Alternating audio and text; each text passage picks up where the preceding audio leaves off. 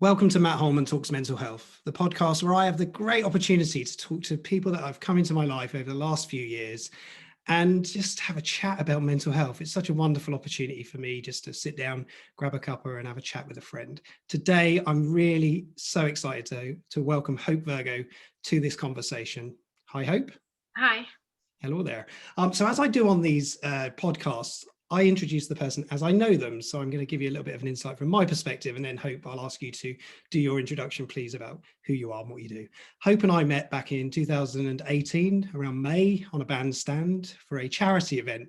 I already knew of Hope from the work she does around eating disorders and mental health. She's going to talk about this during this conversation, but I was always inspired by the work she was doing. She's very passionate about this subject, and she's somebody who over the last couple of years has become a friend of mine, and a real friend, I would say, a true friend in many ways, having the ability to be honest and open, have conversations about the realities of the challenges that lots of people are facing right now. And it's just been an inspiring journey for me. Like I say, I'm so lucky to have these friends around me who just have these wonderful visions or views of the world because of experiences they may have lived through. So Hope is just the most amazing person. Please do follow her, check out her work, follow the campaign Dump the Scales. There's so many things that you can follow in the work that she's doing, and please do get behind all of this. So that's my opening, that's my plea to the crowd. Please do follow your work. But Hope, introduce yourself in your wonderful words. So I do mental health campaigning, basically. So I do a lot of work with schools and corporates, kind of getting young people and adults to think about eating disorders and think about body image and mental health. And then also do a lot of campaigning work. So campaigning with the government, and within that, trying to currently make sure that people with eating disorders get access to support and treatment, kind of whatever their situation. Brilliant. Yeah. And you know what, there's so much we can unravel into all of that. And for anybody that doesn't know you, you're also an author who has written a wonderful, insightful, real life experience of mental health. So let's start with that big question. We always, in these, I always want to go straight in with the big question, your journey with mental health, Hope. Tell us a little bit about what's been in your life, what's happened. So I developed anorexia when I was about 12, 13 years old. The reason I developed it, predominantly, I was sexually abused as a child, but also had quite a dysfunctional family and really struggled to kind of process things and deal with the emotions around it. And as a coping mechanism, it came out in the form of restricting and over-exercise. So I lived with the anorexia for about 4 years before anyone realised that anything was the matter. But quite often with eating disorders, they're just really, really secretive. You end up hiding a lot from everyone around you, and you end up kind of longing to do exactly what that voice in your head is telling you to do, because if you do what it tells you to do, you're going to feel so much better in the short term for it. But eventually my school contacted my mum. I then went to my doctor, and then I was referred to the Children's Adolescent Mental Health Services. Was an outpatient for about 6 months, and then eventually was admitted to hospital, where I then spent another year kind of learning about recovery, so learning about food, exercise. And I think the biggest thing for me was just learning to actually talk about what I'd been through and to process things in a more healthy way. And then, I guess ever since then, I've kind of been in an ongoing state of recovery. Unfortunately, I turned 18 when I was in hospital, so even though I was allowed to stay for a couple of months after my 18th birthday, when I was eventually discharged, I couldn't access services. I was just kind of put on the back of another waiting list for another hospital. But at that point, I kind of knew what I had to do to stay well. So was very institutionalized, but it just kind of worked for me, actually. Would say now I'm in an ongoing state in recovery. I think quite often with eating disorders, you don't necessarily ever recover, but you learn what your triggers are, what your coping mechanisms are, and you learn to live your life the way that you can in that space where, you have the right support around you and you have people that you can talk to and a way to feel heard, so you don't have to show people that you're not okay through not eating. Brilliant. Yeah, well, thank you so much for sharing that. And I know your book talks a lot about that, and you're very open about your journey with mental health, and I have 100% respect for that, and so many similarities and parallels into my world of being a parent as well, and supporting our daughter through some of those challenges too. And it, this is the real stuff. This is the real world, right? We're talking about real conversations here that people need to hear, because I can sit here as a parent, and obviously you had parent resources around you, and whether the support of that was right, wrong, or however that worked out, we're all going through challenges and experiences. So talk about sort of your motivation then to change, because obviously something happened where you went through this experience, and I'd like it the way you talk about it, sort of you're on this sort of ongoing recovery, because it is a reality, isn't it, for most people, that it's not just here's a pill, you're done, you're fixed. It's an ongoing thing. But you've turned that into a real sort of positive approach because of the work you're doing. You're very passionate about this stuff, right? You're very sort of vocal around change. You want to change the systems, you want to change the processes. Tell us a bit about that motivation and how you got into that, I guess, is the biggest question. Yeah, so I relapsed in 2016. Yeah. And when I came through my relapse, I was so frustrated with the way that the system operates around eating disorders. So kind of the fixation on weight. And I was also kind of frustrated that there wasn't a lot of literature out there which talked about recovery being an ongoing thing. I think quite often people talk about themselves as being recovered, and we don't really go into the ins and outs of actually what it's like on a day-to-day basis to really manage with a mental health issue, and what it's like to keep going on those really challenging days. And so when I came through my relapse, I was like, do you know what, like I need to do something about this. So I wrote a book, which was like the whole journey of my recovery. And then started talking about kind of what I'd been through in schools, mainly at the beginning, actually. And then I did this one talk for a charity, and someone in the audience was like, what are you going to do about the fact that people can't access services? And I was literally like on the spot was like, I'm going to launch a campaign. So I was kind of like left that talk, and I was like, oh my goodness, like I've got to do something. Yeah. So yeah, like kind of just launched it off the back of that, really. And yeah, it kind of just went from there. I think for me, like sharing my experiences, it really helps me stay well. So although although you, like other people say, oh, like it's amazing what you're doing, actually, do you know what, like selfishly, it also really, really helps me. And I am really passionate about it, and I really care about it, because I think from my side, like I've seen firsthand actually what it feels like to have an eating disorder and not access support. And I do think that in our society, there is this huge lack of understanding around eating disorders. There are people who claim to be experts but don't really get it. And then there's also this kind of narrative that we just have accepted that people die from eating disorders, and that we've accepted the fact that it's okay to live in this culture that is so disordered when it comes to food. And I think all of this stuff just frustrates me so much that it really drives me to just try and change this, and yeah, to try and just push it into a space where actually people can get that support when they really need it. Yeah, definitely. And 100% behind you supporting that. So tell people the campaign. The campaign is exactly, what are you trying to get out of that campaign?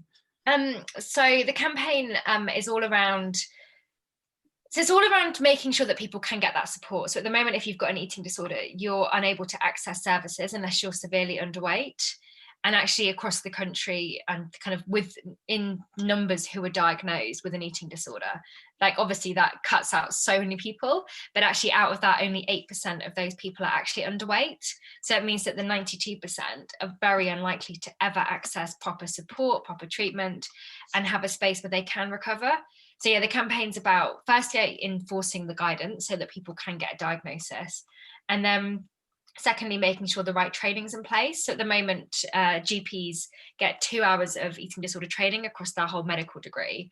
And for me, that's just not enough. It's like, I know that GPs have a lot of other stuff that they come up against, but with eating disorders, they're such complicated illnesses. Like they need to have a better understanding of the do's and don'ts of what you should and shouldn't be saying to someone. And sometimes it's really basic stuff, like when you have someone with an eating disorder who comes and presents with an eating disorder but isn't underweight, like don't go on about the fact they're not underweight, because that will kind of put them into this competitive spiral in their head. So yeah, there's a whole kind of thing around the training, and then also then kind of looking further down the line, actually what the government should be doing around this, like making sure there is the right funding and support in place, making sure that eating disorders are getting actually the real support that they need when it comes to service provision. And yeah, just making sure, I guess, that is out there for everybody. I think at the moment, like there are in London particularly, and in a couple of other places in the country, there is some really good support and services where they focus a lot on early intervention. But actually that shouldn't just come down to where you live. It should be something that is open access for every single person. Yeah, and that's a postcode lottery, right? It depends on where you live, which borough, and Yeah. whether you're bad enough. And I think the thing that becomes, for me, critical that I've seen from experience is the crisis. You know, it's almost, we'll help you when you're on your knees, when you're in your hard place, the difficult place to come back from. But the support before that is very limited, if any. You know, and at the moment we understand that there are resourcing issues, but it doesn't take away the fact that some basic education can help people in this. No, exactly. And I think so often that's what's needed. It's not like, I think for with the campaign, it's like I'm not even looking for like massive amounts of funding. Like obviously that would be ideal, but it is about like just a broader awareness and kind of cultural shift within this. And yeah, not just with the NHS, like looking broadly at society. Like whenever we think of someone with an eating disorder, we do still think of a white kind of skinny teenage girl, but actually there's just so much more to it than that. Yeah. And just recently Freddie Flintoff coming out with his Yeah. about his challenges with eating. And it just, you know, I train mental health with people, and I always say, don't look at people and stigmatize them because of a stereotype, and don't look at people who are really thin and say, well, they must have anorexia, or they must have a serious eating, or big people. And it's just understanding that this is not right. The vision that we've seen, the image that we're seeing is still very distorted, isn't it? No, definitely. Yeah, because it doesn't correlate to the reality that individual is going through. Yeah, no, it's true. And it's just really sad, I think, that people are really, really struggling with food, and there's just nothing out there for them a lot of the time. No, and I know that your campaigning is fierce around this sort of change, challenging it, getting it into a much better place. You do a lot of work in schools, and I, you know, applaud that, because I think this is an area where lots of education is really required. You know, we teach children, personally, this is my opinion, I think we teach people's or young people subjects that aren't relevant, and we should be teaching more about these life things of mental health, well-being, how to look after yourself, resilience, awareness. So how did your school talks sort of go? How do you have with feedback and things like that? Yeah, I think pretty good normally. Yeah, like young people are very receptive, which is really nice. And there's always people in the room who have got an eating disorder, or who know someone who does, or who's struggling. And so that, like, yeah, I guess from that side, it always helps to kind of open that conversation for them as well, and gives them like the skills to actually then support their friends as well. Yeah, and I think it's part of a broader conversation of trying to just normalize the whole area of mental health generally across schools, and not just with students, but also with like parents and carers, and also with staff as well, like making sure that the conversations people are having are healthy conversations, and we're not fixating on calories and dieting all the time, and we're just a bit more mindful about kind of, yeah, the do's and don'ts, and what we do say to each other is, yeah, really, really important. Yeah, do you feel that sometimes we try to fix everything with one conversation when it can't be fixed with one conversation? Do you feel that's sometimes the case? So like we talk about well-being, and everybody thinks of a specific element of well-being, and it's sort of it parallel universes with something else I work on with travel, with a bit like business travel and traveling for work and things like that, and how we get fixated on it's got to be, you know, a nice comfy hotel bed. That's all you need, because then you're going to be okay. And I think that's one of the big challenges, right? With eating disorders, of course, it's a serious illness, and it's attached to so many other elements. Yeah. And people don't always recognize that. They just go, well, it's easy, isn't it? You just eat something and you'll be okay. Food will make you feel happier. Or Yeah.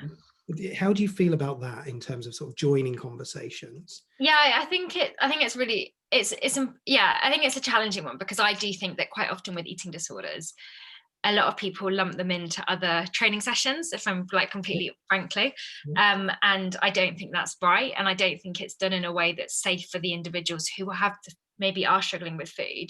But I think then also it means that it becomes a bit of a tick box exercise. So someone will do like a day of training, and they'll have 30 minutes or an hour max on eating disorders, and they'll think that's enough training. And I'm like, no, that's definitely not enough. Like, it should be like, we could spend days training on eating disorders. And yeah, so I think I always try and steer clear from, yeah, talking too broadly about stuff, I think. And I think that comes back to as well, like I never talk about things like self-harm or depression, because I'm not an expert in that, and I don't know what it's like. But And I feel like that's fine. But I feel like sometimes with eating disorders, people just think that they know what it is, that it makes sense. And you're just like, no, it's not that. Like, we can't just all be experts on it. It's not a diet. It's not about body image.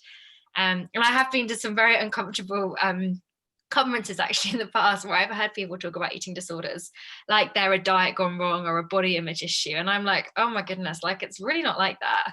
And then I'm always that really difficult person who like puts my hand up and I'm like, oh, got a question about this. And I'm like, oh, this is so awkward. So yeah, I'm stunned, and people are talking about them like that. yeah, it's just so, yeah, it's so frustrating and so sad.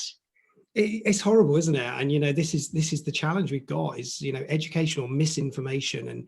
And one of the things that then, obviously you're big on social media, you do a lot of campaigning around social media channels, Instagram, and and the different channels that you use, Twitter and so on, and you're very active on those. You see a lot of stuff on there as well, though, that is really bad and harmful, right? In terms of sort of not helping support what you're trying to achieve, which is that sort of support for everybody. Everybody's an important individual. Yeah, I do. I think social media is a really interesting one, particularly with eating disorders, because although it's not about body image, it becomes the image aspect. Obviously, it's got physical aspect to it, so it becomes something that people judge. And I do think, I guess there are a couple of things that are really unhelpful. So firstly, like the diet culture, kind of people's weight stuff is always really difficult to talk about, and people shouldn't be sharing that sort of stuff on social media. I think when it comes to eating disorders as well, like there are people who will share low BMIs, people who talk at length about maybe inpatient treatment, whatever it might be. And it's actually like none of that stuff is helpful for anyone. And I think sometimes when people do that, they're sometimes doing it because they feel like they need to prove something to themselves and to the eating disorder, and to kind of show their place within the eating disorder recovery community online. And it's really detrimental. And actually, I was thinking about this the other week with someone else randomly, about how actually, because people now take phones into mental health hospitals, and obviously when I was younger, we didn't have phones with cameras on. I had like a Nokia 3310, like a brick, and I had it in hospital with me, but it didn't have internet, it didn't have a camera, nothing. But now people are taking kind of smartphones into hospitals. People are going into like hospital rooms and taking photos of themselves with like, and particularly with eating disorders, with like a tube in maybe, or when they're really underweight, or people are showing at length what it's like. And all of that is just fueling kind of that really dangerous competitive part of the illness. So I think there is a lot that needs to be done when it comes to social media, and a way for people who've had an eating disorder to actually maybe start taking responsibility of it, and to be like, do you know what, actually, like I don't feel comfortable sharing those photos, or I shouldn't be sharing those photos, because although maybe it's fine for me to share them, actually it could be triggering a lot of other people to make them feel really invalidated. But I think social media is such a minefield, because we're constantly, like, I guess as a society, particularly over COVID, like we've all been on it so much more. So you're constantly comparing yourself with others, even if you're subconsciously doing it, everyone's doing it. And you're always going to make yourself feel worse. Like, I know when I'm on social media, like I'll be comparing myself, my body image, I'll be comparing what work I'm doing. And every time I stop, I'm like, oh, I'm just such a bad person. Like, I'm not doing enough. Like, I'm not the right shape. Like, maybe I shouldn't be doing this, and it's just ridiculous. So I think like we all obviously should take ownership of that, but people also need to take some responsibility for the content that they're pushing out, and realize the bigger impact it has on others. Do you think it's fascinating, because I'm 100% behind you there, and I think people are pushing content. There's a lot of stuff, and I think that's part of the challenge of COVID, right? The lockdowns, and because you want to sort of show stuff, and you want to be present, and you want to show people that you're still here and doing stuff, and I do think there is that competitive. We're all humans and competitive. Unfortunately, that's part of who we are. We all go down those thoughts, don't we? Of I've got to prove something. I don't know why you've got to prove it to everybody in the social world, because all I need to do is make sure my family are happy, and then I should in theory be happy, right? And it is a real challenge right now, the social channels, the way that people see others doing stuff, because I've for a long time said fake book in the it's, you only ever post either the good or the bad. You don't post you don't post middle ground stuff always. It's just really, it's either amazingly well and looks beautiful, and it's the pretty beach and the beautiful sunset, or it's just a quote or a statement that says my life something, this is all hard and terrible. and it's sort of fishing for those things, isn't it? And I know with the Happy Full guys, when I was there, they do a lot of work around sort of all the different types of, gosh, I don't even know what they're all called, but the things with social media, why people say things, and virtue signaling and all these things. Oh my gosh, I don't get it. I'm too old for that. I'm now. I just about I prefer LinkedIn. That's my world, because it's more, there's educational stuff in there, I find, but it's my preference. Other social medias are available for everybody, of course. So sort of this period then of time since sort of lockdown, and how have you found that? How's that been for you? How have you managed through this? Yeah, it's been, I guess, yeah, like everyone, I think it's had its challenges, kind of been a bit up and down in places. And learning to navigate that as well. But I think kind of more broadly from like an eating disorder perspective, we have seen like a huge number of more people struggling with food and disordered relationships. And I think in itself, like that's really sad and really frustrating. But yeah, I guess it's frustrating because it's taken a pandemic for the government to maybe start to realize that they've got to do something about this. But also at the same time, it's like we're seeing more and more people struggling. And actually, even things like I'm back in schools face to face, and actually a lot of kids are kind of telling me about how their body image has got so much worse in lockdown because they've spent all of their time on Zoom calls or FaceTiming their friends and things like that. And it's like they spend hours just looking at themselves, like scrutinizing every part of their face and their bodies. And in itself, like that again is something that we need to be, I think, like, yeah, it needs to be picked up on, and something that we need to have a think about. And I think as well, like as we move into January, like, well, we're going to have this massive focus on dieting and exercise again. Like, actually, we're already at a state where people are feeling really, really vulnerable with their bodies and maybe with food. And maybe people have got, developed more eating disorders and disordered relationships with food. But actually, what messaging are we putting out there? And actually, what is the wider impact of all of that messaging and diet culture that we're going to kind of hit in January as well? So at the moment, it just feels like there's a lot of people who are, bubbling kind of under the surface, waiting to kind of, waiting for something to happen. And then maybe something will just kind of push them that little bit too far, which I think is, frustrating and sad. Yeah, definitely. And it really is, isn't it? And it's across all different varieties of mental health challenges, anxiety issues and the fear of what's going to happen in the future. Of course, we've had some good news recently, we hope, around the vaccine and rapid testing, and that will hopefully open up, some opportunities for us to sort of go back to some normality. And so your way of self-care was previously about travel. You love travel, and I've always remembered that from you, seeing you taking weekends here and there and everywhere, and I love that. He's sort of like that wanderlust of going to places. That's not been possible. How have you replaced that? Because that was a big part of you, wasn't it? Yeah, good question. So I guess in the summer, I would spend probably my hour, like an hour a day outside lying in the sun. Okay. I'm quite lucky, like where I live, there's like a garden area, so I could be in the garden. I'd get like a huge amount of my sun dosage from that. And then like, I guess kind of trying to recreate bits of it. So getting like takeaways. So I've like, one of the places that I love going traveling is around the Middle East. So actually making sure that every other week, like I'm eating some kind of nice Middle Eastern food to try and take me back to that spot. And then as well, like just booking some nice things to do. So booking trips for when it's over, like planning other things that I might do next year. And then also like on weekends, making sure that I'm going out and doing stuff. So keeping busy. So whether that's going out on my bike, or going for like long walks to different places, like just making sure making sure that I'm exploring other things, and obviously in a COVID safe way, but just getting out and about when I can. And actually I did actually go away over the summer, so was quite lucky because I went to Italy and Germany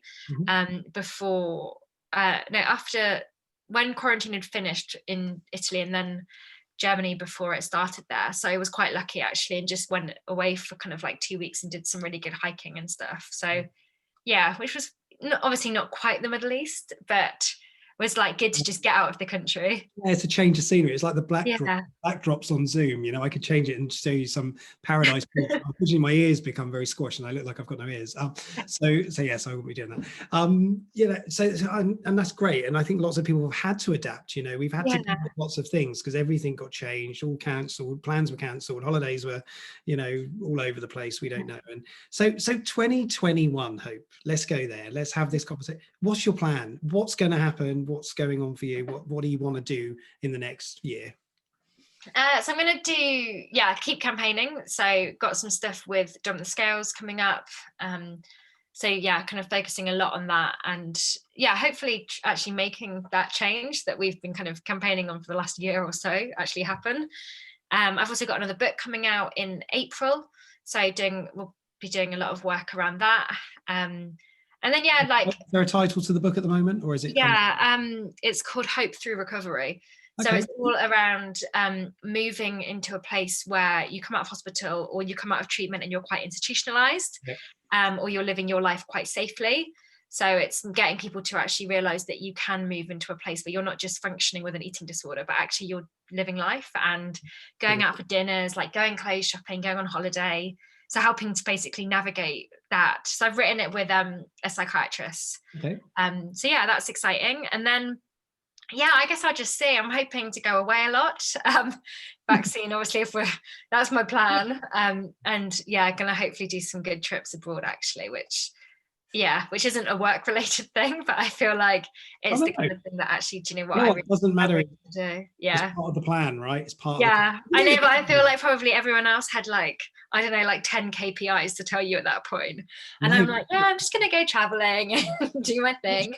No, not at all. You know what? It's sort of random questions come up in random parts of conversations. So, these conversations are just wherever they go. And you know, the reason I asked that is because big part of who you are is around traveling, is around being out there, is around being having the ability to just get up and go, you know, and that's a wonderful sort of trait that you have, which is always that, you know, when you need to self-care, you can go somewhere and do that. And when that's sort of been restricted in the ways that it has this year, it's why it's, you know, it is definitely a big part of your plan, undoubtedly, for the next 12 months and the rest of your life, of course. Definitely. Travel's a big part. It was for me as well. It's, you know, I'm not so worried now. I'm a bit older and I've been like lots of places with my work and seen different places. I just miss people. I don't know about you. I just miss the human to human contact connection with people who are close to me, you know.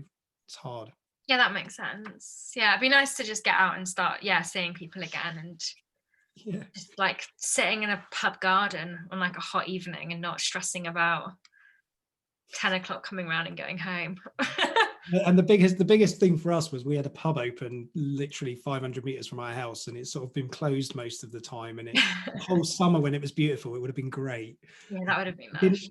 They actually didn't open till September, believe it or not, which is really so the walkable pub, the one where they take dogs without issue, is, you know, not even accessible now. That's so frustrating. Well, that's life, right? That's what it's all about. Amazing. So we're coming towards the end of this, and I want to give you a little bit of a platform there to talk about what you want to talk about. If there's anything else you want to share, if there's any way you want to signpost to people to say, go and have a look at this or invest in this. For me, Hope, I do want to make a big thing of this and say, I'm so grateful to have you in my life. I think it's just such a wonderful, without me getting too emotional, to have somebody that has given me so much counsel, private counsel, in terms of eating disorders and you know, for what you've done for me and my family. I think that's just incredible. And I know you've done that for many people, and you continue to do that, whether that's directly, indirectly through the campaigning that you do. Or however it is that you do that. And I'm 100% supporter of everything you do. And I pray for you to have the energy and power to keep doing that. And I think that's really important. So thank you, really, really genuinely from my heart. I do say thank you to you. And I know from my family side as well, it's a big thing that you've supported us through. So yeah, that's just all I wanted to really say. Any final words from you? I don't think so. Just check out the campaign page, sign it, share it. The more signatures we can get, like the more pressure I can put on the government. So yeah. This is good pressure, by the way, for anybody listening, right? This is Yeah, definitely. Always good pressure. I'm very polite.